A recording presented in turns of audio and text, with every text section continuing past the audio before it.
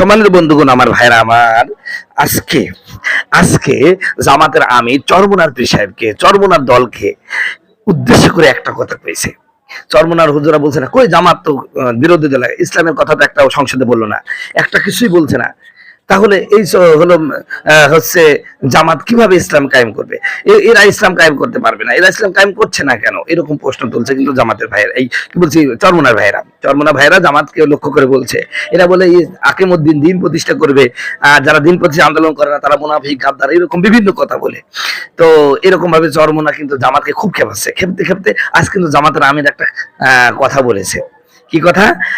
জামাতের আমির বলছেন যে চরমোনা নির্বাচনের সময় জামাতের বিরোধিতা করে, বিএনপিকে সমর্থন দেয়, আর নির্বাচনের পরে শরিয়া আইন চায় জামাতের কাছে। মজার কথা বলছে কিন্তু আমাদের মুরব্বী, খুব ভালো কথা বলেছে।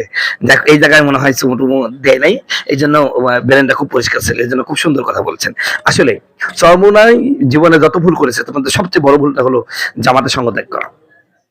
জামাতের সঙ্গে ত্যাগ করা, বিএনপির অফারে, বিএনপির কুমন্ত্রণা সুরে কান পড়া শুনি উনি কিন্তু বের হয়ে গেছে, বের হয়ে গিয়েছে, একটা মাত্র সিট পেয়েছে। প্রিয় বন্ধুগণ, আমার ভাইয়ের আমার, আমাদের চারটি হুজুর, ওই যে ওবায়দুল্লাহ ফারুক, জুনায়েদ হাবিব, আখন্দ কি, তারপরে আফেন্দি হুজুর, এই যে হুজুরগুলো গেল, এরাও কিন্তু এই ভুলটা করলো। ভুল করে কি একটা সিটও পাই নাই। তো ওরা যখন একটা সিটও পাইলো না, আসলে চরমোনাও যদি ঐক্য করতো জামা হলো বিএনপির সাথে, এরাও একটা ওই একটা পাইছে, ও একটাও পাইতেন না। কারণ বিএনপি এত পাগল না যে হুজুরদেরকে পাশ করাইয়া তারা আবার হলো ইয়াতে নিয়ে যাবে, হচ্ছে সংসদে নিয়ে যাবে। এখন আপনারা বলতে পারেন জামাতের হুজুরদেরকে লিখছে, আরে জামাতের হুজুরদেরকে ওরা হুজুর মনে করে না, এদেশে হুজুর মনে করে কওমি হুজুরদেরকেই, কওমের আলেমদেরকেই তারা আলেম মনে করে, হুজুর মনে করে। আর জামাতের যারা হুজুর, ওরা জানে যে এরা টুপি পরতেও যে দেরি লাগে না, আবার টুপি খুলতেও দেরি লাগে না, এই জন্য ওদেরকে হুজুর মনে করে না। এই জন্য 2-5টা হুজুর তারা সাথে করে পাশ করায় নিয়ে গেছে।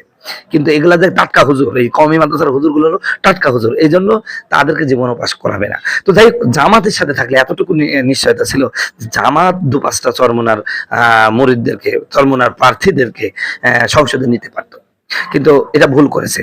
তো এই ভুলের ক্ষেত্রে এই চরমোনার হুজুরকে জামাতের যে জবাবটা, এটা খুব সুন্দর হয়েছে, আমি ধন্যবাদ দিচ্ছি। যে চরমোনার নির্বাচনের সময় জামাতের বিরোধিতা করে, বিএনপিকে সমর্থন দেয়, আর নির্বাচনের পরে সরিয়ে আনছে জামাতের কাছে। ঠিকই তো, তুমি এখন জামাতের কাছে নির্বাচন সরিয়া চাইবে, আর দ্বিতীয় জামাত তো সরিয়া আইন প্রতিষ্ঠা করবে না, তারা নির্বাচন আগে স্পষ্ট বলে দিয়েছে আমরা সরিয়া আইন প্রতিষ্ঠা করবো না। তোমরা যার হলো মানে কি বলছি, ছোট পোশাক পরার দরকার পড়বা, আর যে হচ্ছে মানে বোরখা পরবা সে বোরখা পরবা, যে অন্য কিছু পরবা পরবা, এটা জামাতের কোনো মাথা খারাপ নাই।